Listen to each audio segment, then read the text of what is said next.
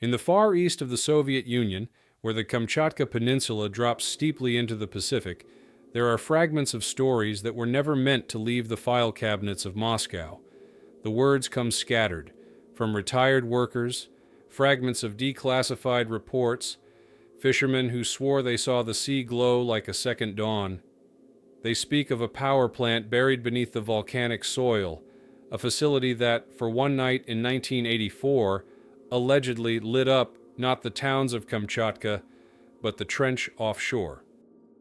The trench that Soviet charts marked carefully, that American submarines circled constantly. They called the event, later and only in whispers, the Kamchatka Switch. The first traces of the project appear in the late 1970s, when Soviet engineers were relocated under sealed orders to Petropavlovsk. Housing blocks rose overnight, their windows blacked out even during construction. Trucks carrying turbines and cables disappeared into the basalt tunnels carved into the peninsula's cliffs.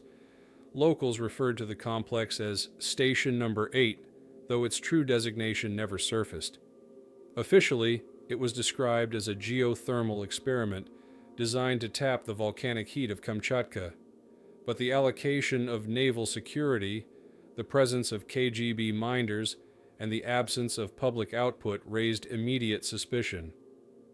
One engineer, years later, recalled being summoned to a briefing where the project was described as an energy amplifier. The goal, he claimed, was not to power cities, but to test the transmission of massive electrical surges into the ocean floor. Soviet planners dreamed of harnessing geological structures, trenches, ridges, faults, as natural conduits for energy projection.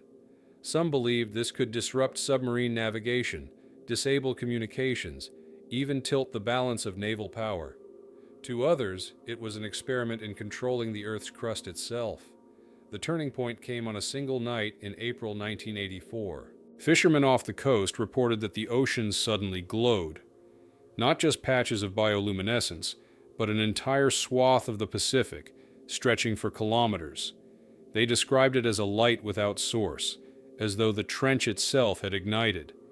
A trawler captain filed a report stating his instruments failed, compasses spun, and radios filled with static. When he returned to port, he was detained, his logbook confiscated, and he was instructed never to speak of the matter again. But rumors spread. Families of plant workers whispered about a sudden lockdown, alarms echoing through the tunnels. One woman, the wife of a technician, swore her husband came home that night with burns on his hands, though he had been working meters below ground. Others said whole shifts never returned, their names struck from records. The cemetery near the facility received unmarked burials in the following days, though no official obituaries were published. Years later, fragments of internal memoranda leaked, photocopied pages bearing the stamp of the Ministry of Medium Machine Building, the same bureau responsible for the Soviet nuclear program. One line stood out: Phase 2 suspended, containment measures insufficient, maritime exposure recorded beyond acceptable thresholds. What those thresholds were, the documents did not say. Satellite images from American reconnaissance in May 1984 reveal an odd distortion offshore, a section of ocean surface reflecting light differently than surrounding waters, as if infused with metallic sheen. Analysts at the time dismissed it as sea ice or a photographic error. In hindsight, it lines up with the fishermen's accounts. In the post-Soviet era, survivors trickled out their stories. A former guard recalled men wheeled out on stretchers, their hair gone white overnight. A geologist described tremors beneath the plant that did not resemble earthquakes, but pulses, rhythmic and mechanical. And a naval officer admitted that after the event, several submarines patrolling the Kuril Islands suffered unexplained malfunctions, forcing Moscow to ground them for weeks. Yet, officially, nothing happened. The Kamchatka plant appears in no surviving blueprints. The tunnels were sealed in the early 1990s, allegedly flooded by the Pacific. The town that housed the workers shrank, its population dwindling as if drained of purpose. Today, all that remains are rusting pylons and abandoned barracks, guarded more by silence than by soldiers, but the legend persists. Locals speak of the night the sea lit up, of fish washing ashore blind and pale, of a hum that vibrated through the peninsula for days afterward. Some whisper that the plant was not shut down at all, merely buried deeper, awaiting a signal that never came. What happened in Kamchatka in 1984 remains a question with no answer. Did the Soviets truly manage to illuminate an entire trench with a single surge of power? Did they glimpse a weapon too vast even for them to control? Or was the story of the Kamchatka Switch itself a cover, an elaborate fiction designed to distract from something darker, erased not because it failed, but because it succeeded too well? The files end abruptly. No conclusion, no summary, only blank pages where explanations should be. And perhaps that silence says more than words ever could. For in Kamchatka, the ocean is still there, the trench is still waiting, and some fishermen still swear that on certain nights, if the fog is thin and the sea is calm, the water glows, a reminder that what was switched on may never have been switched off. The orders that moved the project forward were signed in absolute secrecy. In Moscow, the files were coded not under energy or infrastructure but defense, routed through the same channels that oversaw nuclear silos and satellite launches. Engineers were flown east in small groups, often under the pretense of reassignment to civilian hydroelectric work. Their families were given no explanation beyond the usual Soviet language of duty to the state. By the time they reached Petropavlovsk, they were met not by housing committees, but by KGB escorts who drove them directly into the peninsula's volcanic interior. The facility itself, according to later fragments of testimony, was unlike other power plants. Instead of wide turbine halls and transmission yards, there were long tunnels carved into rock, lined with cables that disappeared into chambers whose purpose no one explained. Workers described a cavern where a vast coil, the size of a battleship, was suspended above the ground, humming faintly even when idle. It was, they believed, an experimental transformer, an apparatus built not to generate power, but to release it in controlled bursts. The term whispered among them was the switch. Security was suffocating. Each hallway was guarded, each shift recorded, each personal item cataloged. A rumor circulated that even conversations in private housing were monitored, that microphones had been installed in the walls of the new apartment blocks. Families learned quickly not to ask what their husbands or wives did below ground. Children were warned never to repeat anything overheard at the dinner table. It was, in all respects, a closed city without a name. Locals in nearby fishing villages began to notice changes. Military trucks rumbled through mountain passes at night, their beds covered with tarps that concealed crates glowing faintly in the dark.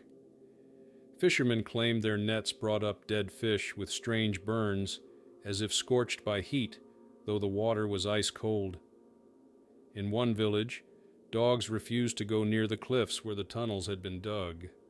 Hunters spoke of vibrations in the earth, steady pulses that made rifle barrels tremble. These stories never reached newspapers, but they circulated mouth to mouth, eventually carried into folklore. There were inevitably accidents.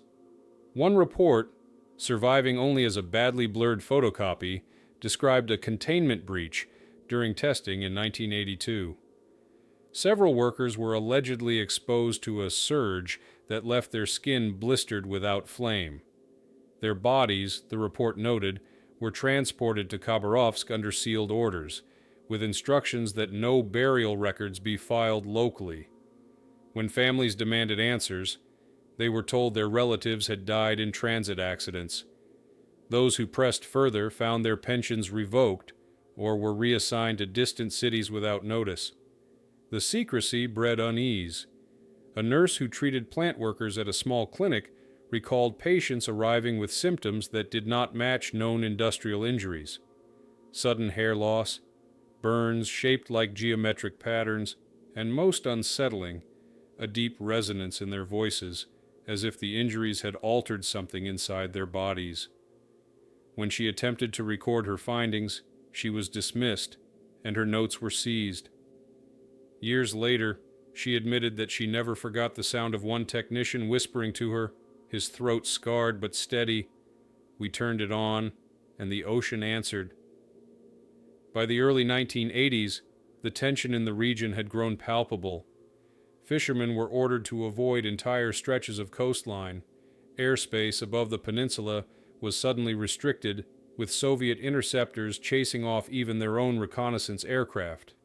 And in the villages, elders began to tell children not to look at the sea at night, claiming the water sometimes glowed with the light of things not meant for human eyes. These warnings, wrapped in myth, echoed the reality that something beneath the cliffs was shifting, humming, building toward an event no one outside the sealed tunnels was supposed to witness.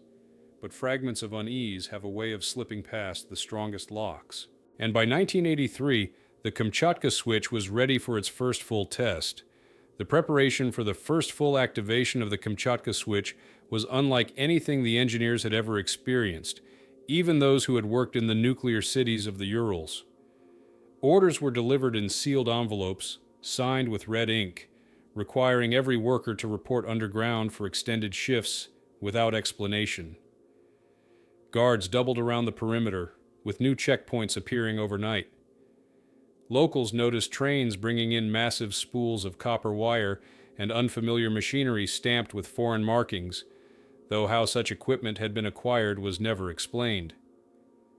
The sense was clear. Something monumental was about to take place.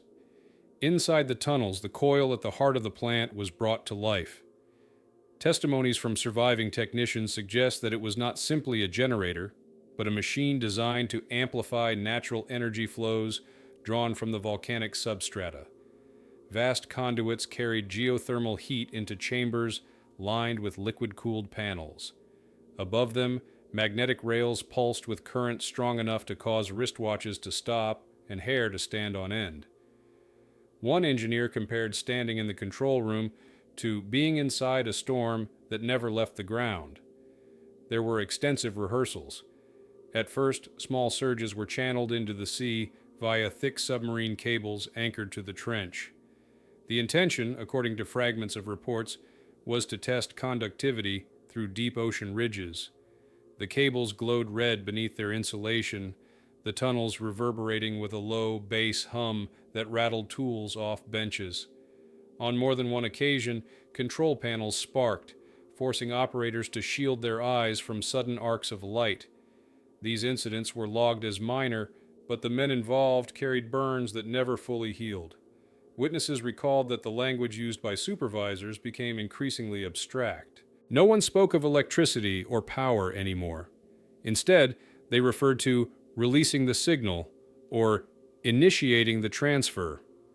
Workers were not told what exactly the energy was supposed to accomplish once it reached the trench. Some believed it was meant to interfere with NATO submarines prowling offshore. Others speculated it was a weapon designed to fracture tectonic plates, an earthquake on command. The truth remained locked in binders marked with double-sealed stamps that never left the hands of the KGB officers stationed in the control wing. Rumors began to spread through the city above. Children whispered about singing wires they could hear at night when the wind was still. Fishermen claimed their radios picked up strange voices, speaking not Russian or English, but garbled tones that seemed to mimic human cadence. A teacher reported that her classroom lights flickered in steady intervals, as if some invisible beacon were sending a message through the grid. She was visited days later by men in dark uniforms, and she never mentioned it again. The atmosphere in the plant before the activation bordered on religious. Workers were instructed to write farewell letters to their families, sealed and collected for morale purposes. Some joked darkly about it, while others obeyed in silence. One technician, whose letter was later found among declassified effects, wrote, "If this is my last day, then remember that I helped push the switch." That phrase, "push the switch," appeared again and again, as though the workers had come to see themselves not as engineers, but as participants in a ritual. When the day finally came in April 1984, every entrance to the tunnels was sealed. Families were locked inside their housing blocks, phones disconnected. Naval vessels positioned themselves in a cordon offshore, their floodlights scanning the waves. Inland, military trucks blocked mountain roads, their headlights extinguished. Even the air seemed to hold its breath. At 22:17 local time, the switch was thrown. Survivors described a sound like the tearing of the earth itself, followed by a vibration so powerful that steel beams bent as if made of wood. Instruments leapt off their scales. One operator claimed the room filled with a light that had no source, a glow that seemed to come from the air itself. Outside, fishermen reported the sea illuminating in bands, as though the trench were lined with hidden lamps suddenly switched on. The event lasted only minutes. Then, without warning, the power collapsed. The tunnels shook violently, alarms shrieking as panels burst into flames. Emergency crews struggled to contain the chaos, but by morning, entire sections of the plant were sealed in concrete, their entrances welded shut. Families waited for loved ones who never returned. In official records, their names simply vanished, replaced by clerical codes that translated to reassigned. That night entered folklore.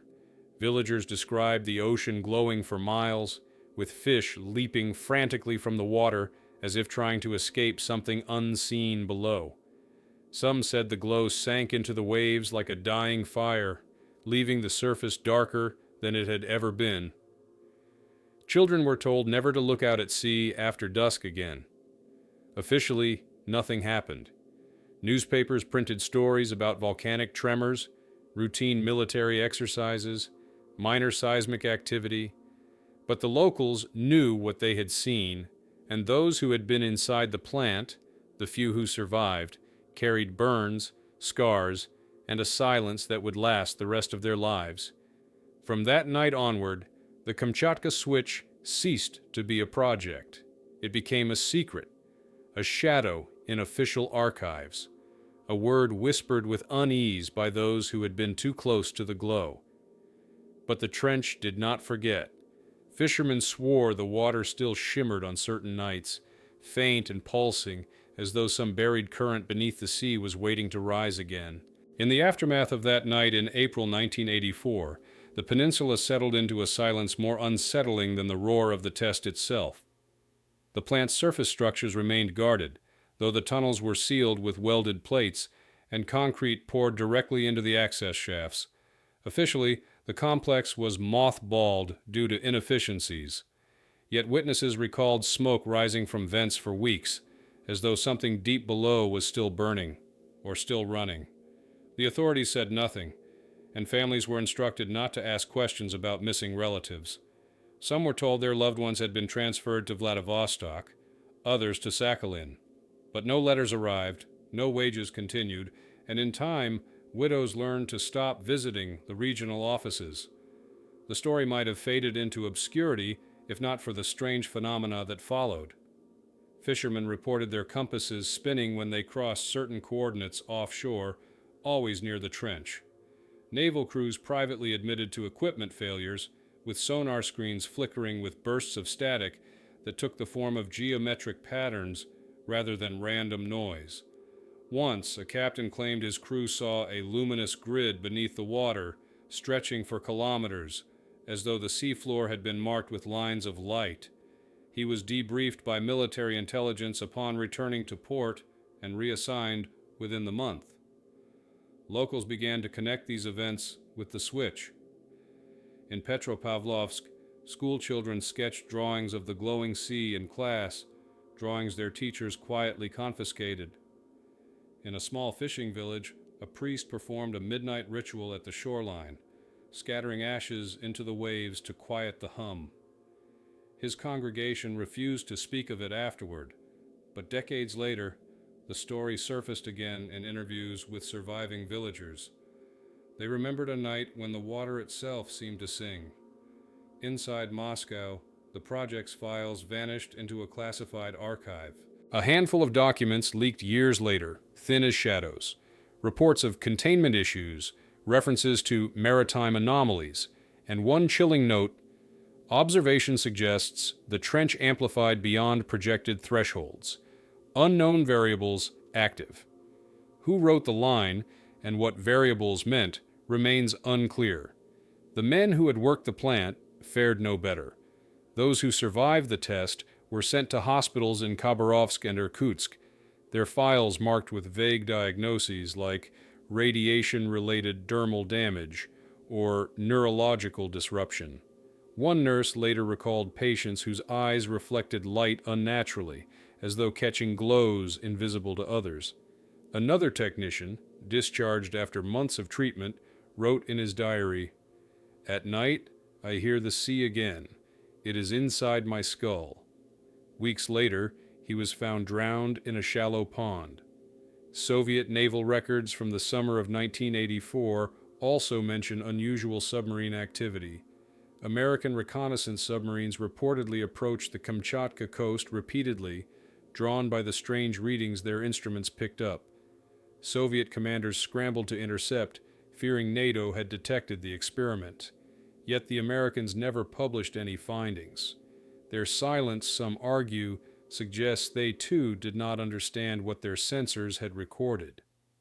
Meanwhile, Kamchatka's people endured the effects quietly. Fishermen described nets heavy with dead fish whose scales glowed faintly blue. Villagers claimed that seals washed ashore blind, their eyes clouded with a milky film. In some hamlets, livestock refused to drink from certain wells, and children complained of nightmares filled with humming wires and glowing grids stretching beneath the earth. Such stories were dismissed by regional officials as superstition, but the pattern was too consistent to ignore. By the winter of 1985, the city that had grown around the plant began to shrink. Families relocated voluntarily, unwilling to raise children near the sealed tunnels. Those who stayed reported blackouts without warning, televisions turning on by themselves, and phones ringing with nothing but static on the line. One woman claimed that when she lifted the receiver, she heard her husband's voice, though he had been among the missing since the night of the test. She never answered the phone again. The Ministry of Medium Machine Building, whose seal had appeared on earlier documents, ceased all references to Station Number 8 in its reports, yet budgets for Pacific coastal energy research increased inexplicably for the next decade. Analysts later suggested this was a cover, a way to funnel funds into continued containment efforts. Some believe the switch was never fully shut down, only buried deeper, its pulse continuing unseen beneath the peninsula. What gave weight to these suspicions were the tremors. Starting in 1986, seismographs recorded rhythmic vibrations emanating from the trench, short bursts at regular intervals, distinct from natural earthquakes. They came without warning, sometimes for hours, then stopped abruptly. Local scientists were ordered to classify them as tectonic noise, but privately admitted they resembled mechanical signals. One researcher, after fleeing the USSR in the 1990s, confessed, "It was as if something below was still transmitting." The Kamchatka Switch by then was no longer a project. It was an absence, sealed tunnels, missing workers, and unexplained phenomena that hung like mist over the peninsula. Official denials only deepened the suspicion. For the locals, the trench had become cursed. For those who had seen the sea glow, the memory never left. And for Moscow, it was a secret too heavy to keep, yet too dangerous to release. Still, the silence did not last. Whispers from the archives suggested that in the late 1980s, the switch was activated again, not for a test, but for something far more desperate. And this time, the consequences spread far beyond Kamchatka. By 1987, the sealed tunnels of the Kamchatka Switch were supposed to be abandoned, entombed beneath layers of concrete and official silence. Yet documents that later surfaced from a half-burned archive in Khabarovsk hinted at renewed activity. Memos referred cryptically to emergency procedures and secondary activation protocols. The language suggested not an end, but a continuation, an attempt to harness the same force that had once set the ocean trench alight. If the first test had been reckless ambition, the second was desperation, driven by a Soviet Union sliding toward crisis. The order came during the waning years of the Cold War, when the Kremlin sought weapons and technologies that could shift the balance as the economy collapsed. Station Number 8, as it was once called, was quietly reopened. Locals recalled trains moving again at night, their windows covered, their cargo heavily guarded.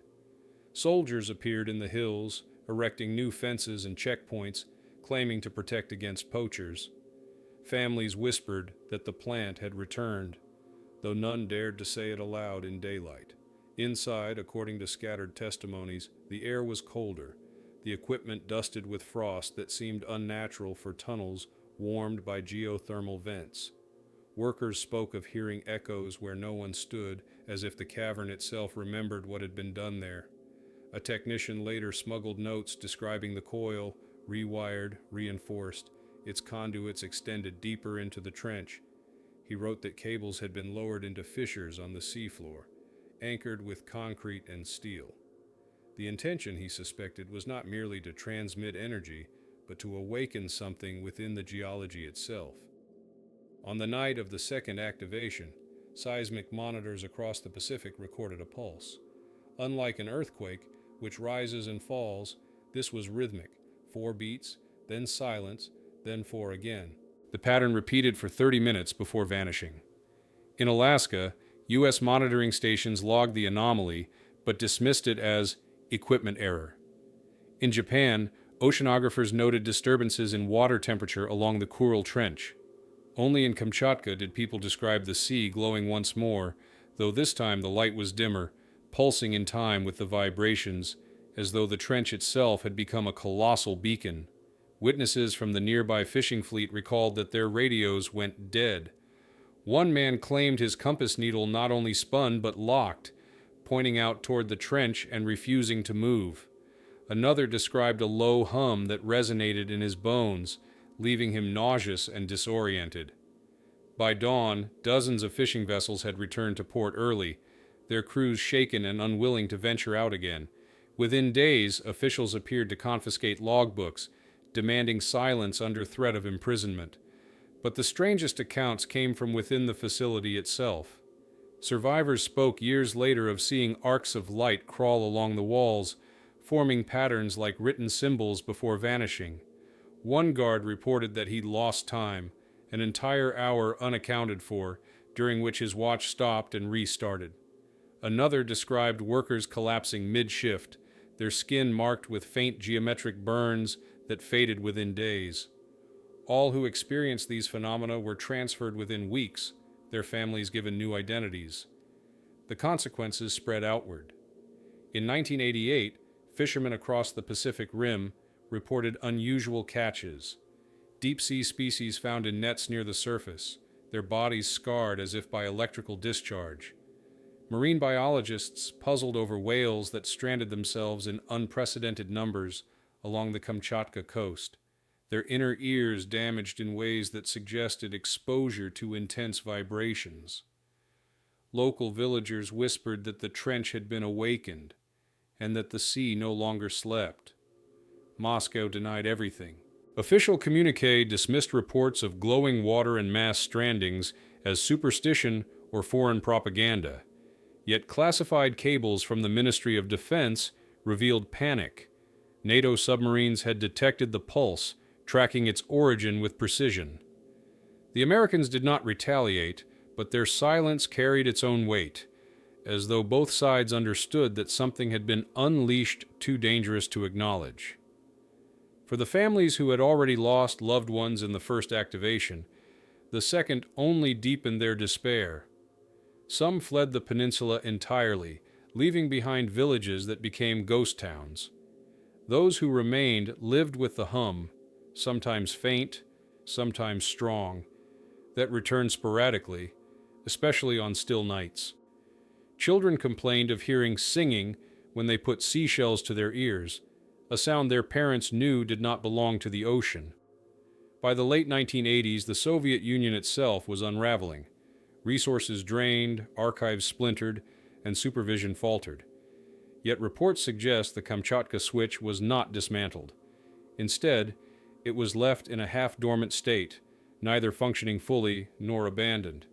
Engineers walked away, guards were reassigned, and the tunnels began to fill with silence once again. But silence in Kamchatka was never just absence. It was weight. It was presence. The question that lingered, whispered in homes and fishing boats alike, was simple. If the first activation lit the sea, and the second stirred the trench, what had they been trying to awaken the third time? Some said it was never about power at all, but about contact, with something beneath the ocean that had always been waiting. And though the Soviet Union collapsed in 1991, the hum did not vanish. It lingered, faint and intermittent, as if reminding those who lived along the coast that the switch had not been turned off. It had only been set aside, its currents buried in archives as carefully as in stone. But currents, once flowing, do not easily stop. After the Soviet Union collapsed, the sealed tunnels and barracks on Kamchatka were left to decay, their watchtowers stripped for scrap, their apartments emptied by families who no longer trusted the ground beneath their feet. On paper, the Kamchatka switch ceased to exist. Funding lines disappeared, ministries dissolved, and the city that had grown around the plant was reduced to a scattering of abandoned concrete shells battered by coastal winds. Yet the silence around the project did not bring peace. Instead, it created a vacuum filled with rumor, fragments of testimony, and unexplained phenomena that refused to fade with the old regime. In the early 1990s, fishermen continued to avoid the waters above the trench, though no official maps warned them away. Some claimed the glow returned in faint pulses, barely visible but unmistakable against the black ocean. Others reported sonar readings that traced enormous shapes rising from the depths only to vanish abruptly, as though the equipment itself was hallucinating. Crews learned not to log these anomalies. They spoke of them quietly, only among themselves, as though to record them would invite unwanted attention. Abandoned housing blocks became the subject of exploration for curious locals and scavengers. Inside, papers were scattered across the floors, technical manuals, burnt reports, scraps of diagrams showing coiled wires and unfamiliar symbols. One scavenger later described finding a notebook with entire pages blackened by hand, lines of text overwritten again and again until they were illegible. On the final page, a phrase had been scrawled in red ink. "We were not building power, we were building a door." The notebook vanished after changing hands several times, rumored to have been sold to a collector in Vladivostok.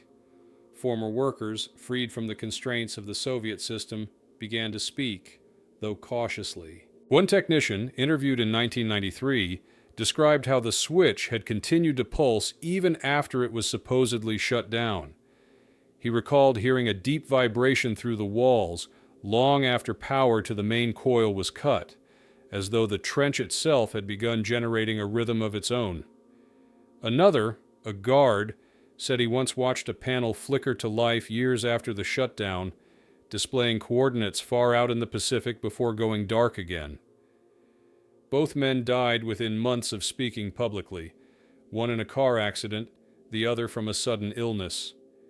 Environmental surveys conducted by newly formed Russian research teams noted anomalies as well. In 1994, a group of marine biologists recorded elevated ozone levels near the coastline, echoing the earlier forensic findings of the shoes tied to a Sama-uma tree in a different mystery thousands of kilometers away. The coincidence was never acknowledged officially, but the data remained in their field logs. They also noted sudden die-offs of fish schools without clear cause, as though they had been stunned en masse by an invisible force. The people of Kamchatka adapted to the silence with folklore. Stories emerged of lights under the sea that were not ships, of voices heard in the fog, of children dreaming in detail about rooms deep underground they had never seen. Some began to say the switch had not been buried at all, but had gone inward, folded into the land itself. The trench, they whispered, had become a channel. Yet for all the uncertainty, one thing was constant: Official denial. The Russian Federation inherited the secrecy of the Soviet state, issuing no comment, publishing no records, and dismissing all claims as relics of Cold War paranoia. But the denials rang hollow, especially to those who lived closest to the sealed shafts. On quiet nights, they said, the ground still trembled, not like an earthquake, but like a machine starting in the dark, running for a moment, then falling silent again. The Kamchatka switch had slipped from the files of ministries into the realm of shadow memory. But absence is not the same as closure. And in the years after the collapse, absence only deepened the sense that something beneath Kamchatka had never truly been turned off. By the mid-1990s, Kamchatka's abandoned plant had become a paradox, a ruin without history, a facility no one admitted building yet too vast to ignore. Satellite photos released through Western intelligence showed fenced perimeters, tunnels carved into basalt, and rusting pylons leading directly to the sea. But Russian officials insisted the site was nothing more than a failed geothermal station, left unfinished during the Soviet collapse. To those who lived nearby, the lie was transparent. They had seen the ocean glow. They had buried the men who never came home. Unofficial visitors began to arrive. In 1996, a group of geologists from Moscow University conducted a voluntary survey of the region. Locals noted their equipment was military grade, far beyond the needs of a standard geological expedition. They drilled core samples near the sealed shafts and lowered instruments into fissures. Within weeks, they left suddenly, abandoning tents and supplies. Their published report cited unstable volcanic strata, but contained none of the data they had collected. Rumor spread that one of their seismographs had recorded rhythmic pulses, short bursts identical to the ones noted in the late 1980s. Around the same time, stories emerged of scavengers who entered the sealed tunnels. Most returned silent, refusing to discuss what they had seen. One, however, described a corridor lined with melted metal, as though an intense heat had warped the steel frames into liquid curves. In one chamber, he claimed, the floor was covered in a fine ash that clung to his boots. At the center of the ash was a mark, circular, etched into the concrete as if pressed by some great weight. When he tried to describe the size, he faltered, saying only, it was larger than the room itself. He died less than a year later, in circumstances neighbors called suspicious. Former plant workers, now older and unmoored by the loss of the Soviet system, began to speak in fragments. A technician in Vladivostok gave an interview in which he claimed the switch had been a transmitter, not a generator. He described long nights monitoring dials that flickered between stable readings and sudden spikes, accompanied by a sound like chanting but mechanical. Another survivor, a nurse, said she treated men with burns shaped like grids, patterns too regular to be accidents. Her records were seized by security services, but she recalled one phrase repeated by her patients. "We opened it. We opened it." The trench itself seemed to respond. In 1998, Japanese oceanographers mapping currents in the Northwest Pacific recorded an anomaly, a column of warmer water rising from the Kamchatka Trench at night, vanishing by dawn. They published cautiously, noting only that the phenomenon defied known geothermal patterns. Privately, one researcher compared it to a power line humming underwater. Around the same time, American submarines reported magnetic interference near the same coordinates, forcing one to surface abruptly. Washington did not publicize the incident, but naval logs leaked years later confirmed instrumental disruption consistent with artificial transmission. Meanwhile, Kamchatka's villages clung to folklore. Elders spoke of the singing sea, telling children never to whistle near the shore lest it answer back. Fishermen described nights when the water glowed faintly green, so dim it seemed more imagined than seen. Some claimed to hear vibrations in the hulls of their boats, a low hum that continued even after they returned to port. These accounts were dismissed by outsiders as superstition. But for those who lived with the hum, disbelief was a luxury they could not afford. By the turn of the millennium, whispers circulated that the switch had been reactivated, not by the Russian state, but by forces beyond official control. In 2001, a French journalist traveled to the peninsula, tracing stories of glowing seas. His notebooks, recovered after his disappearance, contained sketches of cables half buried in sand, still humming faintly when touched. Locals said he had planned to publish, but he vanished on the road to Petropavlovsk, his car found abandoned. No investigation followed. The mystery deepened with a discovery in 2003. A team of divers from Vladivostok University claimed to have found fragments of massive cables on the seafloor near the trench, their insulation intact despite decades underwater. The cables pulsed faintly when touched, though no current should have remained. Days after filing their report, their expedition leader was found dead in his hotel room. The cause was listed as heart failure, though he was 38 and healthy. His notes vanished with him. By now, the Kamchatka switch was no longer confined to Soviet archives. It had become an international enigma. Some argued it was a failed Cold War weapon. Others whispered of contact, of something ancient in the trench awakened by the surge. Yet across every theory, one fact remained constant. The sea itself had been changed. Fishermen continued to pull strange catches, bioluminescent fish scarred as though burned.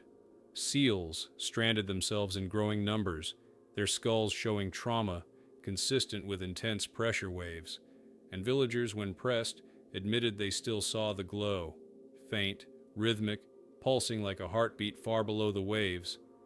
The switch was supposed to have been buried with the Soviet Union. Instead, it lingered, pulsing beneath the Pacific, a secret too large for any state to control. And those who listened closely understood the most disturbing truth of all. The switch no longer needed human hands to activate it. Something else had taken over. Something that had been waiting all along. By the early 2000s, the Kamchatka switch had slipped into the margins of history, a footnote in Cold War speculation. Yet beneath the silence, traces of its pulse refused to vanish. Independent researchers who dared to investigate found themselves caught between folklore, military secrecy, and phenomena that defied conventional explanation. In 2004, a small team of Russian geophysicists installed seismographs across the peninsula, funded by a university grant. Their project was public, intended to study volcanic tremors, but their data began to reveal patterns disturbingly similar to the trench pulses described decades earlier. Every few weeks, at irregular intervals, the instruments recorded bursts of rhythmic vibrations, always 4 beats, followed by silence, then 4 again. When they attempted to publish, their findings were suppressed, and the lead researcher abruptly left for Canada. Before departing, he confided to a colleague, "We are not measuring earthquakes, we are measuring signals." Local accounts during this period painted an equally unsettling picture. Fishermen described nets catching shoals of fish with luminous organs swollen beyond normal size, as if something deep in the trench had forced their bioluminescence into overdrive. Coastal villagers spoke of hearing humming at night that seemed to rise from the sea itself, rattling windows and doors. Some claimed the hum triggered nosebleeds or nausea, forcing families to sleep inland. In one village, a child reported hearing a voice whispering her name during the vibrations. Her parents moved her away within weeks. Fragments of Soviet archives surfaced at the same time, traded on black markets or leaked from neglected ministries. One photocopied report bore the header of the Ministry of Defense and contained a chilling observation. Energy amplification continues independent of operator input. Recommend permanent sealing of conduits. Unknown risk to maritime assets. The phrase, independent of operator input, circulated widely among researchers, reinforcing fears that the switch had not merely been a weapon, but a system, one that might still be active on its own. Foreign interest grew. In 2006, American naval vessels were detected patrolling unusually close to Kamchatka, their routes circling the coordinates of the trench. Officially, it was a freedom of navigation exercise. Unofficially, Sailors later admitted their sonar had captured anomalies, objects moving vertically through the water at unnatural speed, vanishing before they could be tracked. Analysts speculated that they were submarines, but the movements were too abrupt, too silent. One sailor summarized, "It was as if the ocean floor itself was rising and falling." Environmental shifts added to the unease. In 2007, Japanese marine biologists recorded a sudden bloom of plankton across the trench, so dense it disrupted shipping lanes. The bloom glowed faintly at night, visible from orbit.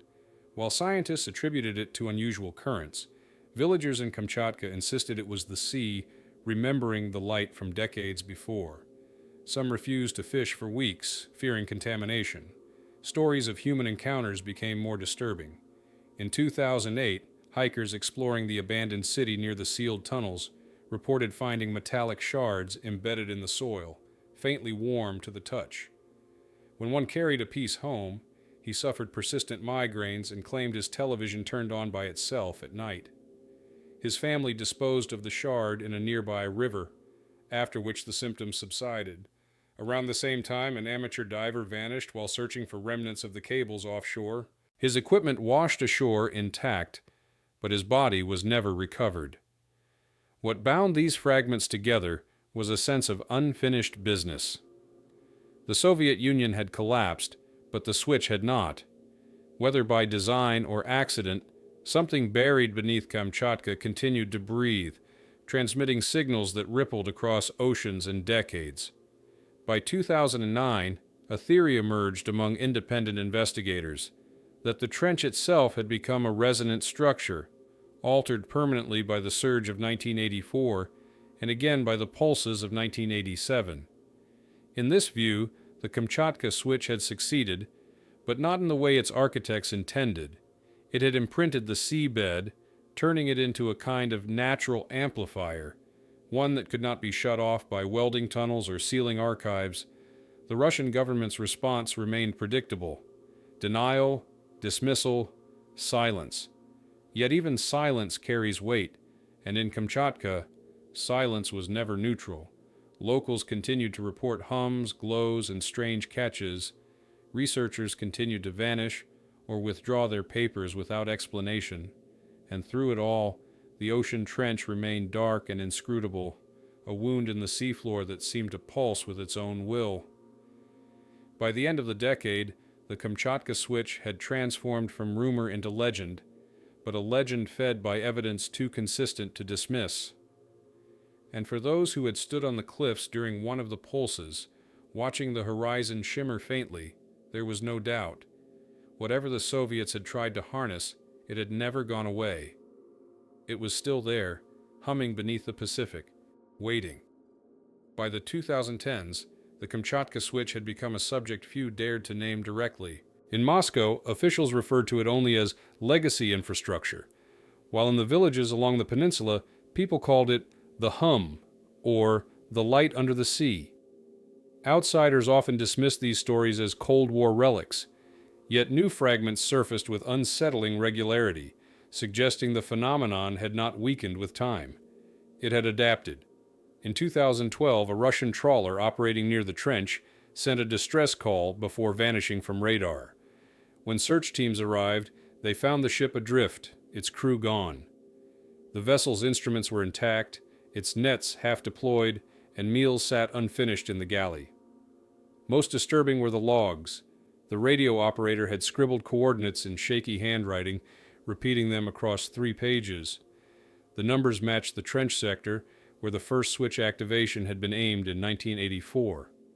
The incident was officially attributed to piracy, but no signs of struggle or theft were ever recorded. That same year, seismic sensors installed by an international research consortium recorded another anomaly. Unlike the rhythmic pulses of the 1980s, this event manifested as a single, prolonged vibration lasting nearly 40 minutes. The frequency was too steady to be tectonic, yet too powerful to be dismissed as mechanical noise. Data was quietly shared among scientific institutions, but publication was discouraged. One anonymous researcher later wrote, It was not an earthquake, it was an emission. Something below us spoke, and we recorded its voice. Locals had their own explanations. Fishermen who were at sea during the vibration claimed their hulls shook as though something vast passed beneath them. One described seeing the ocean surface rise in a dome before collapsing back, as though the trench itself had exhaled. Others returned with fish so badly scarred by heat that their scales had fused, though the water temperature remained unchanged. Villagers who cooked and ate the fish reported hallucinations, hearing music in the wind or voices calling their names from the shoreline. Investigations from abroad added another layer of unease. In 2014, leaked NATO naval documents revealed that Western submarines had detected unexplained sonar reflections near the Kamchatka Trench. The signatures were described as large, geometric, non-biological, moving vertically before vanishing into the depths. Analysts noted that the echoes bore resemblance to man-made structures, yet no construction was possible at such depths. The files were classified, and the leak was dismissed as fabrication, but within research circles, the whispers grew louder. Something artificial was growing in the trench. Back in Russia, the government maintained silence, but individual testimonies slipped through. A retired soldier living in Petropavlovsk confessed in a 2015 interview that he had once guarded the tunnels during their final activation in the late 1980s. He said he still woke at night hearing the hum, even though he lived kilometers away from the site. His words carried a strange certainty. The switch was never ours to control. It only borrowed us to begin. Months after his testimony, he died in a house fire. The cause was ruled accidental. The atmosphere in the villages shifted further toward ritual.